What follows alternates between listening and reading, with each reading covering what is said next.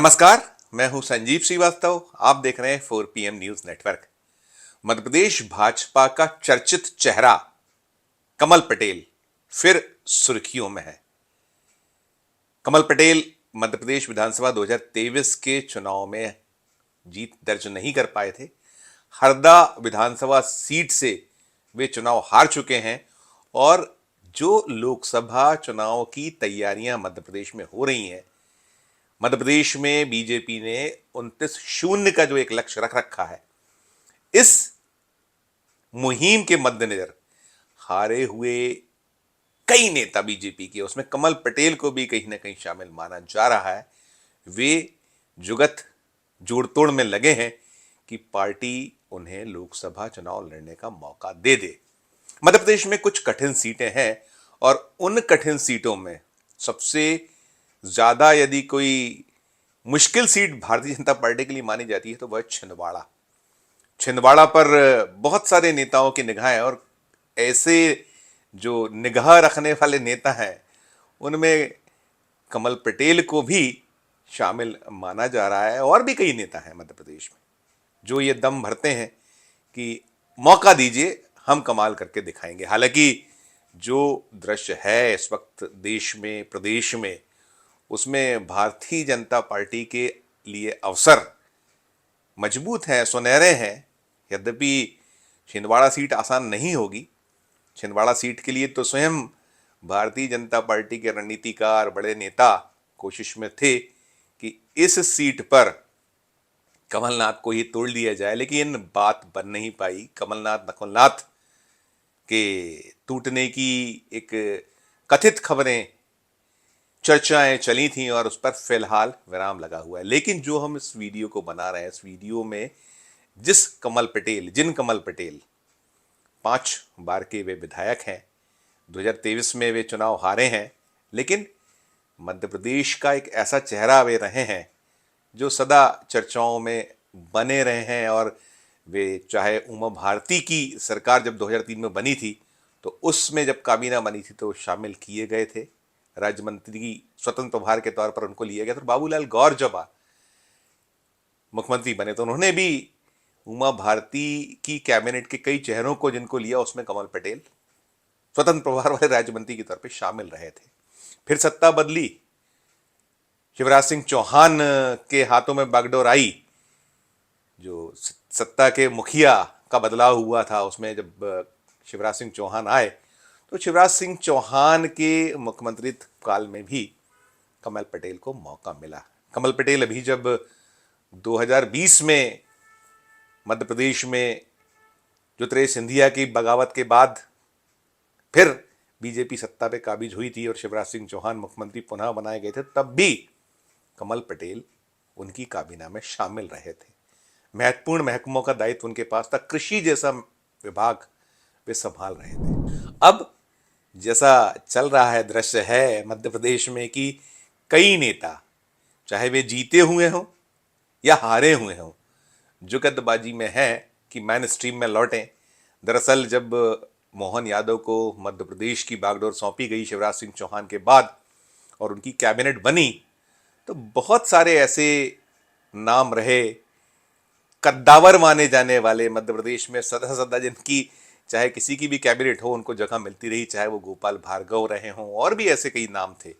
तो सभी को फिलहाल तलाश है और उधेड़बुन चल रही है। और इन सब उधेड़बुन के बीच कमल पटेल सुर्खियों में आए हैं। उनके यहाँ ईओडब्ल्यू ने एक पूछताछ के लिए, ईओडब्ल्यू की टीम जो मध्य प्रदेश राज्य आर्थिक अन्वेषण ब्यूरो है, उसकी टीम पहुंची। और टीम पहुंची भी कब है? टीम तब पहुंची है जब मध्य प्रदेश में केंद्रीय गृह मंत्री, भारतीय जनता पार्टी के जो चाणक्य माने जाने वाले, जिन्हें बीजेपी चाणक्य कहती है और जो चुनावी रण है उसे संभालते रहे हैं और अभी इस वक्त भी बागडोर अमित शाह के ही हाथों में, उसी सिलसिले में मध्य प्रदेश में जो लोकसभा के रण में बीजेपी कैसे अपना संकल्प पूरा करे, कैसे 29-0 का लक्ष्य हासिल करे, इन सब की एक रणनीति बनाने, टिप्स देने के लिए अमित शाह मध्य प्रदेश पहुंचे हुए हैं। वे अभी दोपहर तक ग्वालियर में थे, इसके बाद खजुराहो के लिए उड़ान उड़ान भर चुके हैं। अभी जब मैं वीडियो बना रहा हूँ तब उनका खजुराहो में बैठक का सिलसिला चल रहा है और शाम को वे भोपाल पहुंचने वाले हैं। आज रविवार का दिन है और भोपाल में भी वे बैठक लेने वाले हैं। तो तैयारियों को लेकर बैठक है, किस तरीके से जो जीत है, पिछली जीत को और ज़्यादा बड़ी जीतों में तब्दील करना है, कैसे 29-0 का एक संकल्प को पूरा करना, इन सब के टिप्स वे दे रहे हैं। साथ साथ जो विरोधी दल हैं, विरोधी दलों में किस तरीके से सेंधमारी की जाए, क्या कुछ झटके, खासकर मध्य प्रदेश में तो द्विदलीय प्रथा है, भारतीय जनता पार्टी और कांग्रेस में सीधा मुकाबला होता रहा है, तो कैसे उनको झटका दिया जाए, विरोधी जो कांग्रेस है, प्रतिपक्ष कांग्रेस है उसको, या और भी अन्य जो दल यहाँ सक्रिय हैं उनके कोई ऐसे चेहरे को तोड़ा जाए। इन सब पे एक रणनीति आज अभी बन रही है और संकेत और संभावना ये भी है कि बहुत शीघ्र राहुल गांधी की यात्रा, जो भारत जोड़ो न्याय यात्रा है, वो मध्य प्रदेश में प्रवेश करेगी। तो उसके पहले क्या कुछ झटका विरोधियों को दिया जाए, इस पर भी एक रणनीति बन रही है। एक पूरा का पूरा मैप, उस पर चर्चा हो रही है कि क्या कुछ करना है, क्या कुछ होना है। और इन सब के बीच जो हम मूल जो विषय है हमारा इस वीडियो को बनाने का, कि कमल पटेल जो चर्चित चेहरा है, थोड़ा मुश्किलों में है, कठिनाइयों में है।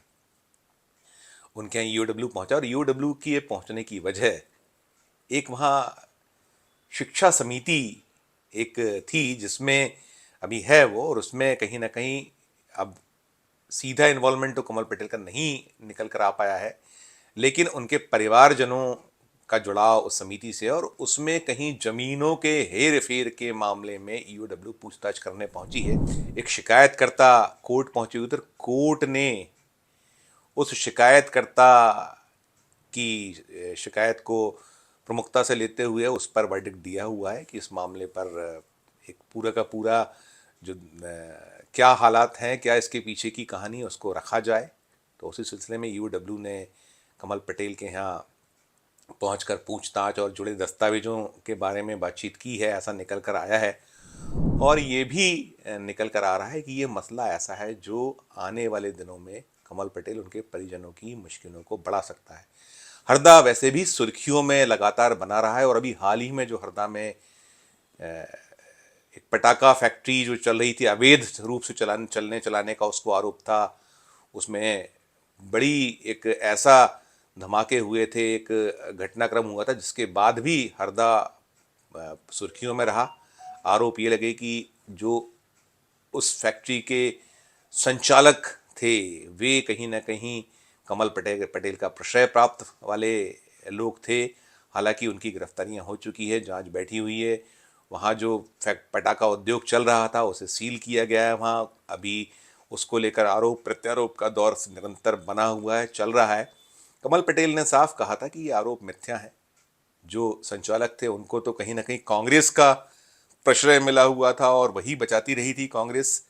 हालांकि ये इसको कहीं ना कहीं गले नहीं उतरा था जो आमजन है, और जो कांग्रेस का यही कहना था कि विरोध में रहने वाले जो दल है वो कैसे किसी को प्रश्रय दे सकता है, और प्रश्रय दे भी रहा था तो खुद कमल पटेल क्या कर रहे थे, वे तो मंत्री थे, एक लगातार हरदा का प्रतिनिधित्व करने वाले वहाँ निर्वाचित सदस्य रहे, उन्होंने क्यों नहीं देखा, ये करीब 1.5-2 दशक से था। तो अभी कुल मिलाकर कमल पटेल कठिनाई दर कठिनाई का सामना कर रहे हैं। और ये मसला, इसकी टाइमिंग को लेकर भी सवाल हो रहा है कि ईओडब्ल्यू ने अमित शाह के दौरे के ठीक पहले कमल पटेल को निशाने पर क्यों लिया। यद्यपि हाईकोर्ट का डायरेक्शन भी था, लेकिन हाईकोर्ट का डायरेक्शन होने के बाद क्या इस मसले को 2-3 दिन और आगे नहीं टाला जा सकता था, बढ़ाया जा सकता था, ये भी सवाल उठ रहा है। वैसे तो हाईकोर्ट ने 29 फरवरी की डेट लगाई हुई है इस मामले में अगली सुनवाई के लिए, लेकिन अभी आज तो 25 तारीख ही है।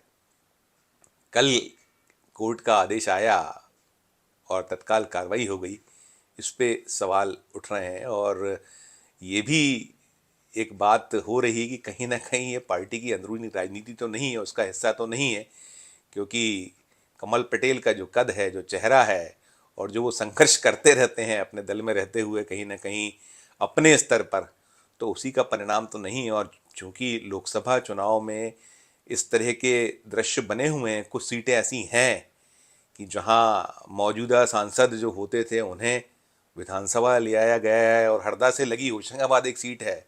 यद्यपि होशंगाबाद सीट पे बहुत सारे नाम हैं, अभी कमल पटेल का नाम ना तो होशंगाबाद से सामने आया ना छिंदवाड़ा से आया, लेकिन हाँ उनके जो निकटवर्ती लोग हैं या खुद सूत्र हैं वो ये कहते हैं कि हर नेता की चाहत है कि अब जो अभी तो मध्य प्रदेश विधानसभा में पहुंचने के लिए पुनः लंबा इंतजार करना होगा, उस लंबे इंतजार के पहले कहीं कोई बात बन जाए तो बन जाए।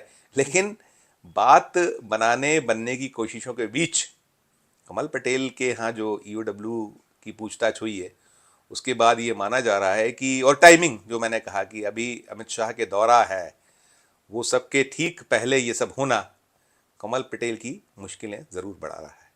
इस वीडियो में फिलहाल इतना ही। हम फिर किसी नए वीडियो के साथ आपके समक्ष उपस्थित होंगे।